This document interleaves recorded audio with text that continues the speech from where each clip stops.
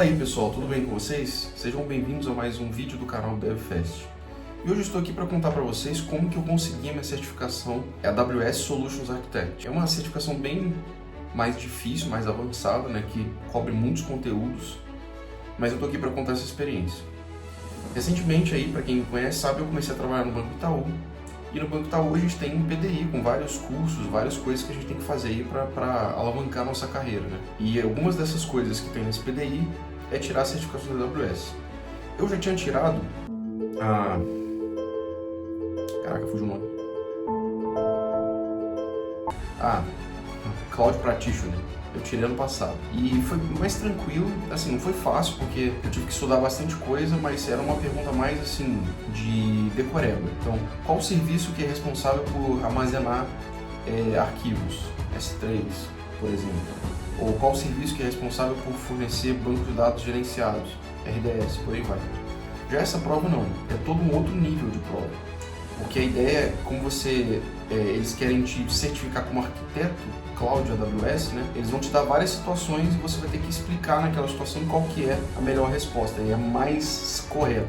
Porque tem isso também, porque não adianta você simplesmente dar uma resposta que é uma resposta boa. Eles vão te pedir para que você fale qual que é a mais correta. Então acaba que muitas perguntas têm várias respostas que são muito parecidas, muda às vezes um detalhe ou uma palavra, alguma coisinha que é para te deixar em dúvida. E se você não tiver muito certo do que você quer fazer, pode ser que você dê uma resposta errada, uma resposta que parece muito certa, mas que às vezes não é a mais correta, porque tem isso também.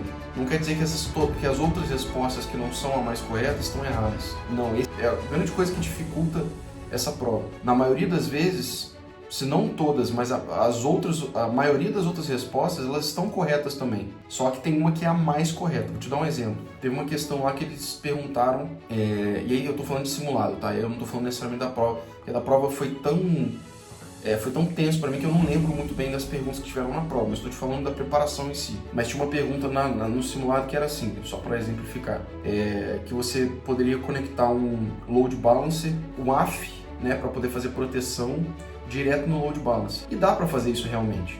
Então você pode ter uma arquitetura onde você tem uma aplicação no EC2, tem um load balancer e tem o AF plugado direto no load balancer para proteger, né, o acesso a essas rotas. Só que essa não é a solução mais completa. Tinha uma outra que colocava um CloudFront na frente do load balancer, e aí você plugava o AF no CloudFront, não diretamente no load balancer. Então só para você ver um pouquinho aí das coisas. E não só aí por aí, né, mas o lance é você pegar palavras-chave na pergunta que vão te dizer. Por exemplo, se está falando de banco de dados, falou que o banco de dados tem que ser NoSQL, então você já elimina qualquer resposta que tenha um banco de dados que não é NoSQL. Um RDS com SQL, um RDS do Postgres ou o próprio banco da Amazon, que é o Aurora, né? Que também é focado em banco SQL. O Aurora, para quem não sabe, é uma versão proprietária da Amazon, muito otimizado, muito pensado em ser um banco muito eficiente, e ele é compatível com o SQL, né? Sem fazer nenhuma propaganda aqui. Então, assim, vou contar um pouco como é que foi a história da minha experiência, tá? Eu já tenho experiência prática com a AWS já de pelo menos 2 anos, mais ou menos, fazendo coisas, subindo serviço, criando infraestrutura lá, banco de dados, máquinas, containers com SS, usando Wi-Fi para segurança, Cognito para autenticação, DynamoDB, teve um projeto que eu trabalhei que usava CQRS, que a parte de leitura era com DynamoDB, e entre outros muitos serviços, né? Então fazer a Cloud Practitioner foi um pouco mais fácil, e essa, te confesso que assim, foi bem difícil. Tanto que eu fiz a compra da prova no dia 7 de agosto e já agendei para o dia 18 de setembro, achando que um mês e meio mais ou menos é o suficiente para eu estudar.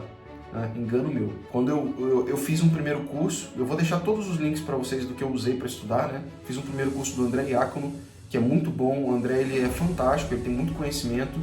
O curso é em português, não facilita um pouco para quem não tem tanta familiaridade com inglês, mas eu senti que esse curso ele não estava tão completo. E aí, na hora de chegar no simulado, eu vi várias perguntas com conteúdos que eu não tinha visto no curso, né? Então, eu fui procurar na internet o que era mais recomendado, outros cursos, porque também tem isso, gente. O curso de certificação da AWS tem vários. Você pode fazer os cursos da própria AWS, né, no Skill Builder, só que os cursos na maioria são pagos, né? Os gratuitos são bem curtos. Então quem quiser pagar, beleza, mas quem não quiser pagar também não precisa pagar os cursos da AWS, eles são mais caros. Tem essas opções mais baratas na Udemy, do André Iacono, e tem o Stefano Marek, que aí foi onde foi a minha surpresa, porque eu peguei um curso desse professor e o curso era muito mais abrangente. Pegava, sabe, de tudo que você pode imaginar da AWS um pouco e era bem mais amplo, né? E além desse curso, eu comprei também um outro curso da Udemy que são 6 simulados do Stefano Marek para a prova, para te preparar para a prova. E vou dizer para você o seguinte, olha, eu tentei fazer o curso em 2x para fazer rápido e não recomendo, porque você acaba deixando de assimilar um monte de coisa importante que tem que assimilar. Eu como eu disse originalmente, né, eu tinha comprado a prova no dia 7 de agosto, agendei para o dia 18 de setembro, e aí pensei, quando estava chegando perto, eu falei, cara, eu não estou preparado para essa prova, se eu fizer agora eu não vou passar com certeza, então eu vou reagendar. Reagendei para o dia 3 de outubro, para eu ter mais um tempo para estudar e tal, e aí comprei esse segundo curso do Stefano Marek, fiz o curso em 2x, só que ainda assim, chegou no dia 30 de setembro, eu falei, cara, não vai rolar. Eu preciso estudar mais, preciso correr atrás aqui, porque o negócio não tá bom ainda. As notas dos simulados não estavam boas. No simulado do André Iacono, até que eu tava indo bem, consegui tirar 90 e poucos %, mas quando eu fui fazer os simulados já que eu comprei o pacote de simulados do Stefano Marek primeiro, para tentar treinar mais, né? Só que eu vi que eu tava indo muito mal, 30%, 50%. E o mínimo que você precisa na prova é 72% para passar. Eu falei, eu vou comprar o curso dele e vou fazer o curso. Fiz o curso em 2x, não estava satisfeito ainda, então no dia 30 de setembro eu reagendei novamente para o dia 17 de outubro. 17 de outubro, eu acho. Isso. E beleza, continuei estudando, continuei vendo os conteúdos lá fazendo simulados várias vezes, revendo os conteúdos lá do curso do Stefano Marek. Só que para minha surpresa, no dia 16 de noite, quando eu fui olhar no painel lá, deu algum problema, ou eu não confirmei o reagendamento e estava constando como se eu não tivesse aparecido para fazer a prova, né? Tipo, tava com a data do dia 3, que foi originalmente quando eu agendei para fazer a prova, só que dava constando como se eu não tivesse aparecido para fazer a prova. Então, fiquei desesperado, porque eu falei, pô, perdi dinheiro, perdi meu voucher, porque além de tudo, eu tinha um voucher da primeira prova que eu fiz, né? Tem esse detalhe, quando você faz uma prova, geralmente eles te dão um voucher de 50% para você fazer a próxima. E eu já tinha usado esse voucher para comprar, né? Então, perdi o voucher, perdi o dinheiro que eu paguei e agora, né? Porque, cara, sinceramente, se eu tivesse perdido, não sei se eu pagaria de novo, porque eu teria que pagar o valor cheio e, enfim, né? Só que aí eu fui, entrei no suporte, e aí tem um destaque importante aqui, né? Eles foram super atenciosos, o pessoal da Person viu e expliquei o que tinha acontecido, né? Contei a história de que eu tinha agendado uma vez, aí depois eu reagendei de novo, porque tem um detalhe também importante, tá, pessoal? Vocês só podem fazer reagendamento, se não me engano, 2 ou 3 vezes. Depois disso não pode mais reagendar, porque senão vai ficar muito fácil, né? O pessoal ficar reagendando toda a vida, pra sempre. Então, deixem pra marcar a prova, ou quando vocês tiverem firmeza de que dá para fazer, ou então sabendo que vocês só vão poder reagendar no máximo 2 vezes. Então não reagendem tipo, só com 1 semana de distância, já reagenda com umas 2 semanas, 3, se você não sentir que está preparado, porque você não vai poder fazer isso muitas vezes, né? E voltando pro chat do suporte, eu abri um chamado, expliquei para eles o que tinha acontecido e tal, e eles foram bem tranquilos, falaram, olha, provavelmente aconteceu algum problema, não foi culpa sua, a gente vai submeter o caso aqui, mas geralmente quando é assim, o pessoal concede o direito de você fazer a prova sem ter que pagar, né, novamente. Na verdade, assim, você vai ter que pagar, mas eles vão estornar esse valor e vão te dar o voucher de novo para você usar também. E aí, beleza, fiz o chamado, mas fui dormir bem chateado nesse dia e, cara, nada de notícia deles no mesmo dia. Mas aí no dia seguinte de manhã eu acordei já com um e-mail dizendo que meu caso tinha sido aprovado, que eles iam fazer um estorno do pagamento da minha prova e que iam me dar um novo voucher para usar. E tranquilo. Fui lá, comprei a prova novamente, usei o voucher que eles me deram e aí passou um tempinho, o valor foi estornado, né? O valor dessa prova que eu paguei de novo, ele foi estornado e tudo certo. Agendei para o dia 24 de outubro. E aí eu vi que também estava com muita dificuldade de me concentrar nos estudos, porque eu tenho muita dificuldade de concentração, né? Tipo, eu sou bem voado e geralmente coisas práticas que me prendem mais do que coisas teóricas. E aí eu decidi usar um aplicativo, que eu também deixo o link para vocês aí depois na descrição do vídeo, para usar a técnica de Pomodoro.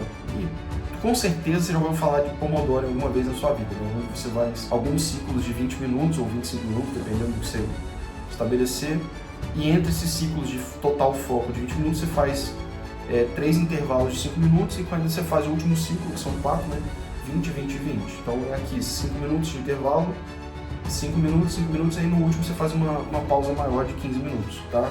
Eu sempre achei isso uma besteira, porque eu nunca conseguia focar, eu sempre ficava pausando o tempo todo, mas, cara, agora, até levando em consideração um ponto que eu falei lá atrás, que não adianta você tentar fazer o curso em 2x, porque você não vai assimilar. Aí, detalhe, o curso do Stefan Majek é em inglês, então eu falo inglês, então não foi um problema pra mim fazer o curso em inglês, mas querendo ou não, eu não sou nativo, então, querendo ou não, você tá fazendo um esforço a mais ali pra assimilar as coisas, né, mas tudo bem. E o aplicativo me ajudou muito, então eu criei tarefas do que eu queria revisar, eu já olhei lá no curso quanto tempo que ia demorar cada matéria, então eu já programei ciclos. Então, por exemplo, se alguma matéria ela demorar 1 hora, eu programei já para ter 3 ciclos.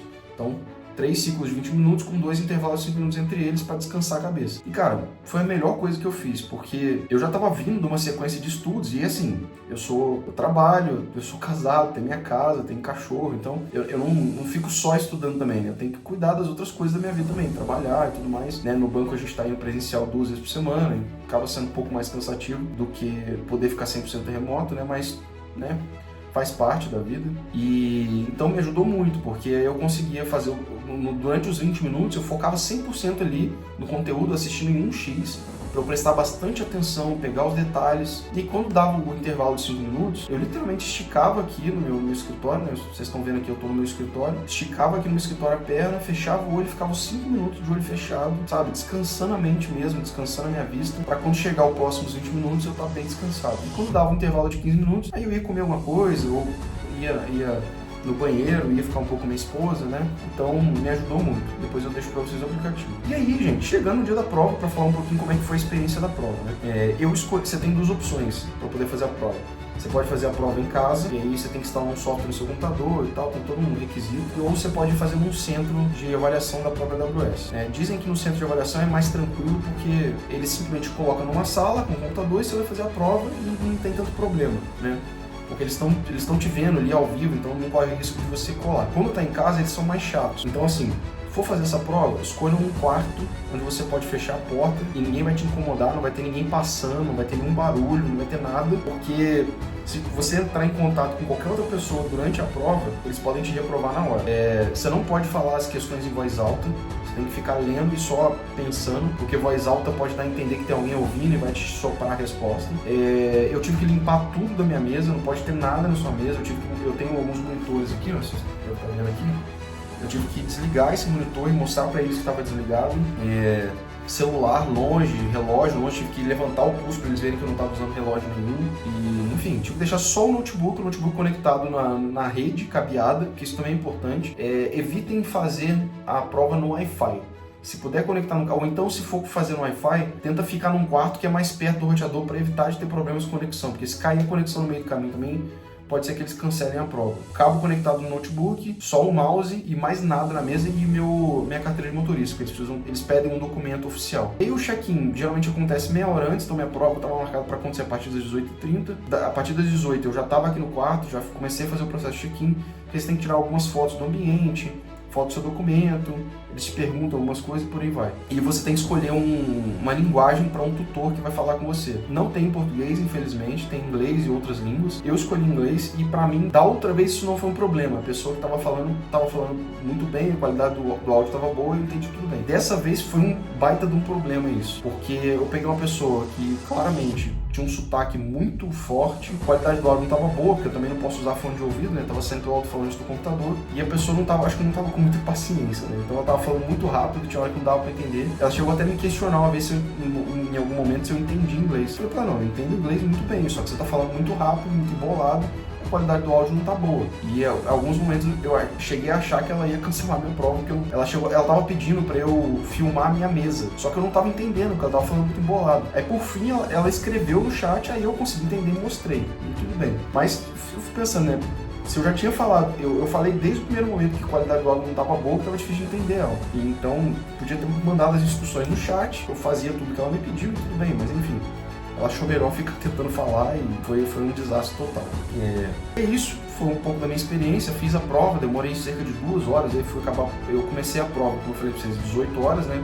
check-in, fui acabar por volta de umas 8 horas e foi bem frustrante porque além de ter ficado tenso esse tempo todo, né, da prova, escolhendo as questões, pensando, teve algumas questões que eu tive que ler em português e em inglês, porque como eu estudei inglês, às vezes ler em português parecia que eu não assimilava direito, enfim, vai entender, né? Mas teve no final da prova, quando você termina as 65 questões, porque tem isso também, eu esqueci de falar, são 65 questões, você tem que acertar no mínimo, se eu não me engano, para dar os 72% são 50 questões, tá? Então você pode errar 15. Só que, para minha surpresa, não deu o resultado no final da prova, porque na outra prova que eu fiz, a Cloud Practitioner, assim que eu terminei a prova, já deu o resultado, parabéns, você foi aprovado. Essa não deu resultado nenhum. E eu, assim, gente, será que deram o resultado e eu não vi? Aí realmente não deram. Eu fechei tudo. Aí eu entrei em contato com um amigo meu que trabalha na Amazon, já fez essa prova também. Perguntei pra ele, falei, cara, e aí, você recebeu o resultado assim que você terminou a prova e tal? Só que ele não me respondeu, pra me deixar mais ansioso ainda. Demorou um pouco pra responder. Aí eu fui pesquisar na internet. Achei um fórum no Reddit e o pessoal disse que é comum, aliás, comum não. Mudou o processo agora. Agora eles não dão mais o resultado de imediato. Eles dão um tempo depois. Pode ser até 5 dias úteis, né? Tem gente que recebe em algumas horas, tem gente que recebe depois de 24 horas. Varia muito. E falei, tá bom. E eles falaram um negócio que eu achei bem legal, que me deixou com esperança. Que geralmente, quando a pessoa reprova, eles dão o resultado na hora, porque aí não tem muito o que avaliar, né? Porque se a pessoa já reprovou, só fala que reprovou e ponto. Mas quando a pessoa passou, eles fazem toda uma avaliação das questões, do vídeo, para saber se eu não ultrapassei de alguma forma. Então, eu falei, poxa, pode ser que sim. Só que, aquela coisa, né? Fiquei estudando aí quase 3 meses e eu tava muito ansioso para saber o resultado, né? Então eu não tava nem conseguindo concentrar, ficava atualizando meu e-mail toda hora. E aí quando foi umas 11 e pouca da noite, né? Eu acabei a prova às 8, atualizei, tinha chegado no e-mail e tinha sido aprovado. Foi muito bom. Tirou um peso das minhas costas, assim, porque eu tava com medo de não passar. Foi bem difícil essa prova, mas graças a Deus eu consegui. E recomendo a todo mundo que quer trabalhar nessa área de cloud, né, de computação em nuvem, fazer essa prova, porque ela dá uma baita visibilidade, é uma prova que tem um reconhecimento muito bom. Eu tenho outras para fazer da AWS ainda, depois posso trazer a experiência aqui também, mas é isso pro vídeo de hoje, só para contar um pouquinho aí a experiência para vocês. Obrigado por você ter assistido até aqui e até o próximo.